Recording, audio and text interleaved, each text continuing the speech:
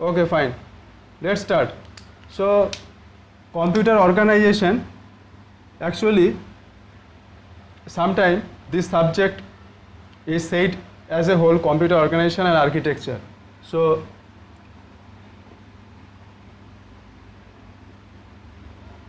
computer organization,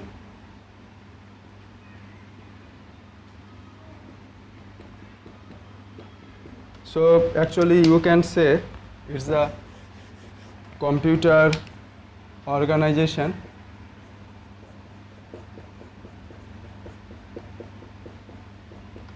and architecture.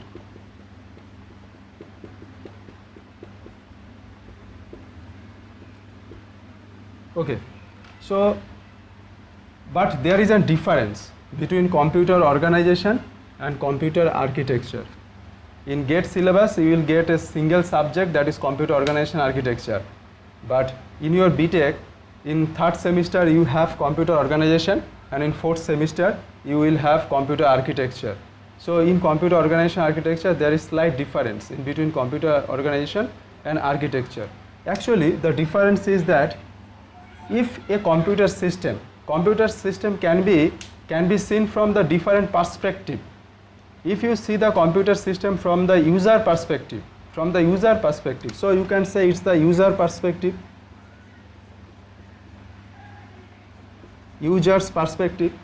and if you see the designer's perspective, so if we see a same computer system, we can see in two different perspectives. We can see from the user's perspective and we can see the designer perspective. Designer perspective, that means they will develop the computer system, that is called the designer perspective. So when we see designer perspective, then it's called the computer architecture, but if we see from the user's perspective, that is called the computer organization. And there may be another perspective, that is called the programmer's perspective. Number 2, programmers.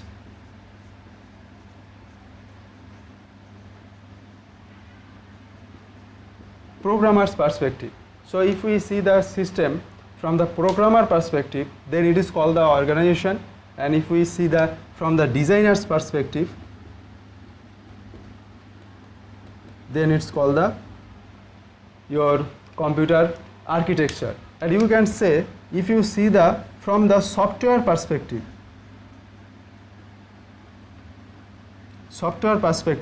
then it's called the computer organization. But if we see the hardware perspective,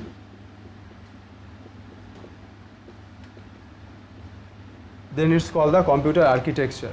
Clear? So we have a subject, computer organization. There is another subject, computer architecture.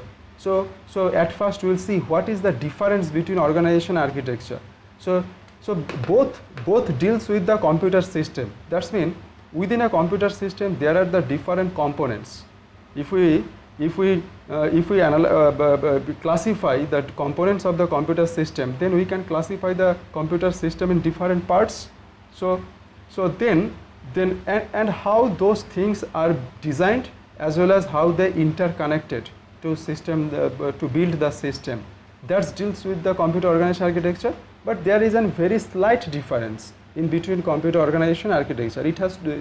It's two different subjects, so that's why there should have a slight difference. So what is that difference? Difference is that computer organization is the user's perspective. From the user perspective, it's called the computer organization. But users mean, what do you mean by users? Users mean those who use the computer system. That means those who run the program, execute the instruction. So how the instruction will be executed, how the memory system will be used, and what are the different things that can enhance the performance of the computer system. That means users are interested about those things. But designer perspective means the component of the computer system, every component of the computer system are designed by the digital components. So if you go into the depth of the system, then you will see the transistor. So lot of transistor the multiple transistor consist the basic gates. Using the basic gates, we construct the different circuits, digital circuits, adder, subtractor, multiplier, multiplexer, flip-flop, all these things. using those things we design the CPU, memory, all these things basically design from. So how we can design this system? So that's that perspective. When we discuss that perspective, that is called the computer architecture. Clear? Another perspective is the programmer's perspective. Programmer perspective. So to be a good computer programmer, suppose if you want to be a software engineer or a programmer, then also learning the computer organization architecture is very essential, because at a time you have to utilize the system at best. That's mean how you can enhance the performance of the system. So when you can enhance the performance of the system, when you will understand the whole system, so gradually we will understand why computer organization knowledge of computer organization architecture is so important for understanding the different subject of the computer system. That is the very fundamental thing in the computer science domain. Got it? So one is programmer's perspective, another is designer's perspective. Then it can say organization is the software perspective, and architecture can be said is the hardware perspective. Now if I ask you what is the benefit of learning computer organization architecture? So if somebody asks you what is the benefit of learning computer organization and architecture, clear? Why we should study this subject? Clear? So see one thing, suppose you want to be a software engineer. Clear? So now you can say that, sir, I should know only the programming. If I can know the programming, then I can be a programmer, I can be a software engineer. So why we should learn the hardware of the computer system? Now see one thing, if you want to be a good programmer or a software engineer, then what will happen? You have to know the computer system very well, because we know that the programming means what? That means your system will execute the instruction. So your program consists of the instructions, and your instruction will be executed by a computer system. Now how this instruction actually execute? If you don't know that thing, then what will happen? You will not understand the concept of the operating system. You will not understand the concept of the operating system. There is a very important subject that is called the operating system. So if you don't know the operating system, then what will happen? If you don't know the operating system, you cannot understand the compiler. So in computer science, it has three important pillars. One is called computer organization architecture, another is called operating system, another is called compiler. So for computer science, these are called three pillars of the computer science.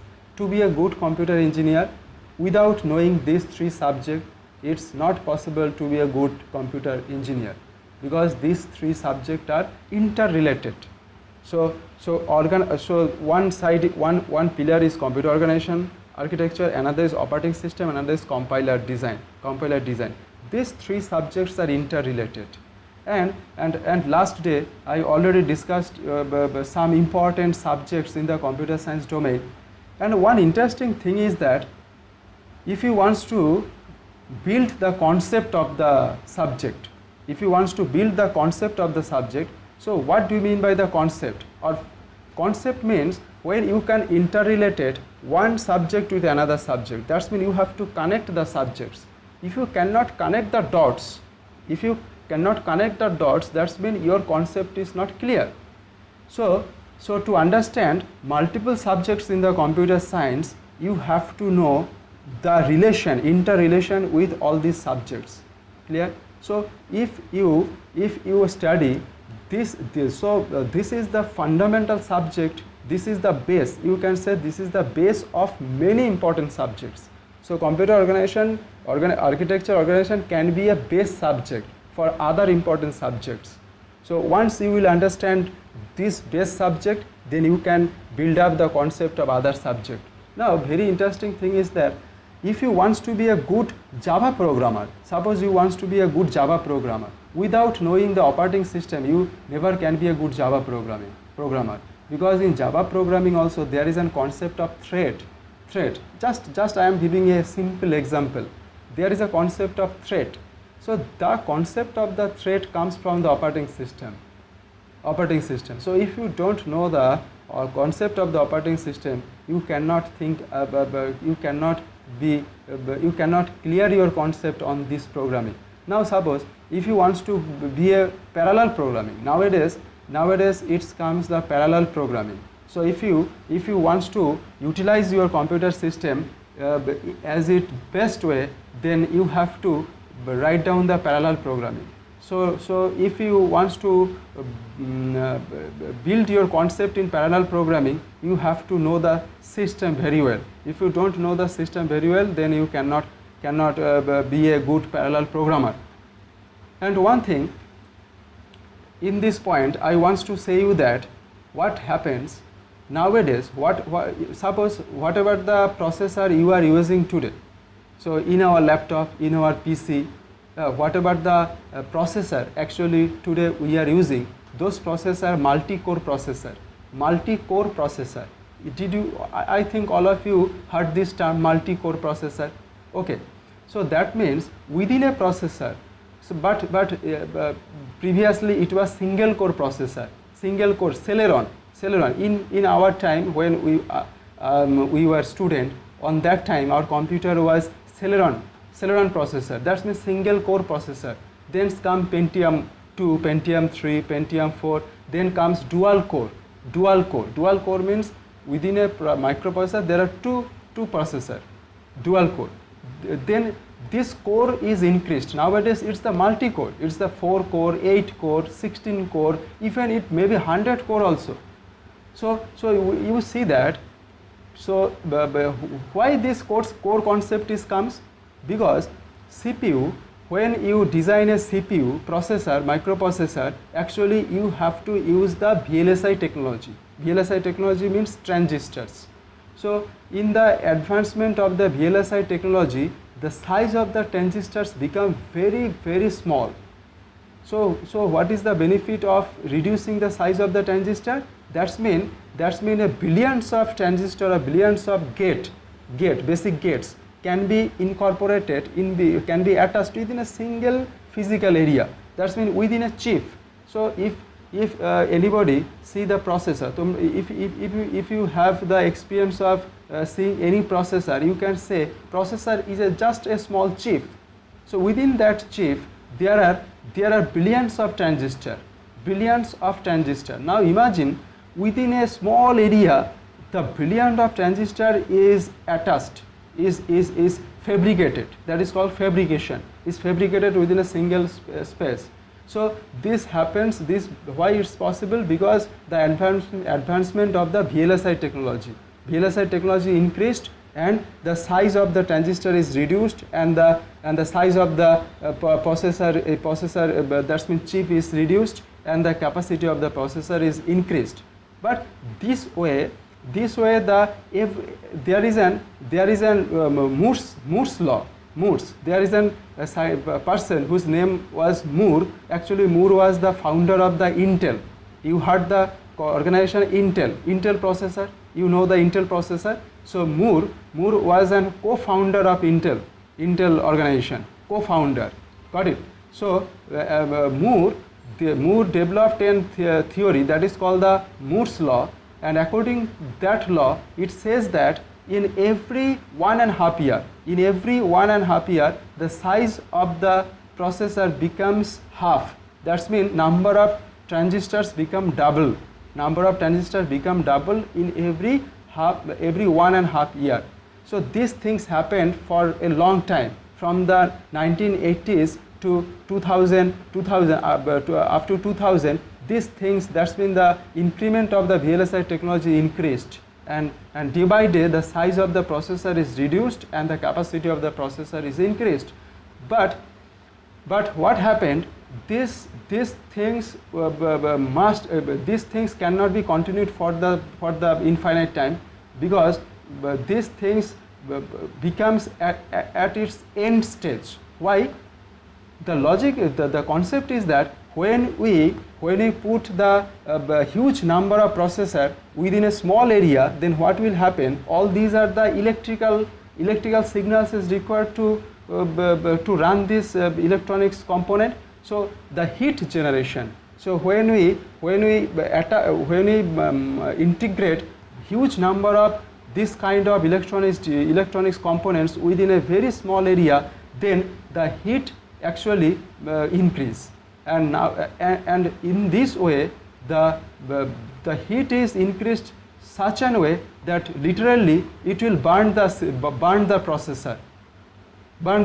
If we further reduce the size of the transistor, or if you increase the number of the transistor within a processor, then the amount of heat that will generate, that literally will burn your processor. Within our system, we know that there is different cooling system. Nowadays, if you purchase the very costly processors, then there should have the different cooling system, because as the capacity of the processor is high, the system will be generate more heat. So that's why your cooling system should be enhanced. Clear? So this way, at a time we cannot increase the capacity of the processor no more. Then what will happen? Then we think about the multi-core. That's mean, okay, fine, without using a single processor, we can use multiple processor. So within a microprocessor, we embed two different processors. That is called the dual core. Nowadays, it's become the multi-core. Multiple cores are nowadays used here. So what will happen when the multiple core is used? That means the capacity of your processor, that means the capacity of instruction execution of the processor is very high. Now whatever the instruction you are writing, if you can write your instruction or program in such an intelligent way, that means your program can be divided into small tasks, and every individual task will be assigned within a different processor. That means simultaneously multiple tasks will be done in the different processor at a time, and ultimately your result, that means your processing speed will be very fast. So that is the parallel programming. So to be a good programmer also, we should know the system very well. So what is the system here? This is the computer system. What system? About what system we actually are discussing? This is the computer system. Clear? Computer system into different components. So what are the important components of a computer system? Let's see.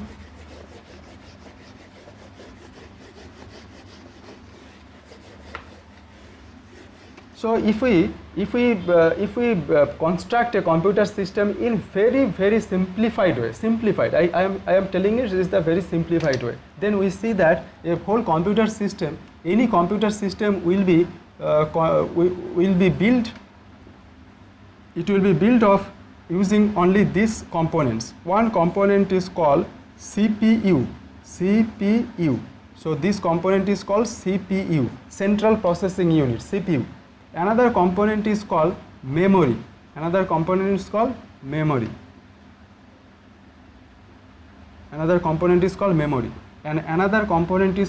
I/O. I/O means input output device. So if we look at the computer system from the very simplified way, then we can classify the whole system into all these important components. So one important component is CPU, Central Processing Unit, one component is memory, and one component is I/O. And all these three components are connected via a bus. This is called the bus. That means these are the wire. So using these wires, all these components are connected. Actually, what will happen from the outside the computer system, what we'll see? We see keyboard, we see mouse, we see monitor, we see printer. But if we go inside the system, then what we'll see? We'll see motherboard, that means the CPU, the processor board. Then we'll see the I/O board. Okay, all that means if you enter into the computer system, then what you will see? You will see a motherboard.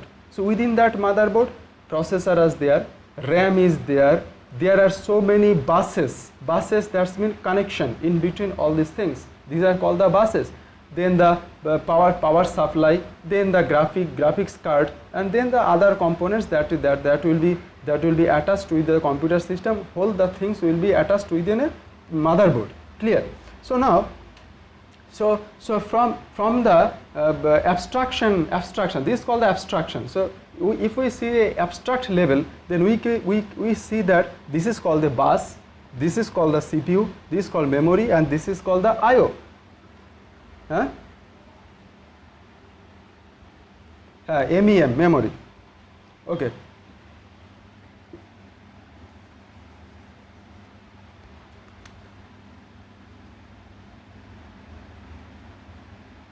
Okay. So now CPU. So within the CPU, what we will see? Within the CPU, we will see the ALU, arithmetic logic unit. That's mean all kind of logical things and arithmetic operations will be done in particular component within the CPU. That is called the ALU. And there is a very, very important component that is called control unit. Control unit. So look at here. So when we see the CPU, then we have to understand the instruction, the different instruction format, different addressing mode, different arithmetic operation, logical operation, and the control unit. So actually this becomes the different chapters of this subject. So one chapter will be ALU. So in the computer organization there is a separate chapter that is called the ALU, arithmetic logic unit. That means within a computer system, how addition will be done, multiplication will be done, division will be done in different system, and how the number system will be signed number or unsigned number is represented in different system. So these things comes within a separate chapter. There is another chapter that is called the CPU design. CPU design. That means within the CPU, what are the other components within the CPU? There will be the different registers. The different registers within the CPU and the control unit, and how the control unit will be designed. So from this CPU we have 3 to 4 chapters. Only from this CPU we have, you can say that if you analyze the whole subject, then only this component CPU it will hold more than 50% of your syllabus. More than 50% of your syllabus covered only from this particular component CPU. So the different things within the CPU will be studied in this part, that is the 50%. And then there is a very important component of any computer system that is called memory. This memory may be different types. So you heard the hard disk. This is a secondary memory. There is a memory, primary memory, that is called RAM. There is another primary memory, that is ROM. Besides that, there is a cache memory. There is called cache memory. And not only that, within the CPU there are the registers. Registers also act as a memory. So the whole computer memory can be divided into different type of memory. So how what are the relation in between all these different? What is the relation with hard disks and primary memory? How primary memory is related with the cache memory, how cache memory will be related with the registers within the CPU. These things will be studied within a separate chapter. So memory management, there is a chapter that is called memory management. So you can say the whole syllabus can cover, suppose it can cover more than 25% of your syllabus from this memory. So 50% from the CPU, 25%, just I am giving a approximate classification. So 25% comes from the memory system and I/O system. I/O. So how the different I/O operation, input output device are connected with the system and how they actually works. So actually I/O also one type of memory. I/O can be treated as one kind of memory, and there are the different concepts in the I/O system. So you can say that remaining 15% comes from the I/O system, and this is the bus. This bus also holds a very important function, because when the instruction will be go through this bus, that is called the instruction bus. When the memory will be go through this bus, that is called the memory bus. And while control signals will be go through this bus, then there is called the control signals. So you can say that the remaining 10% cover from this bus. So if you discuss the if you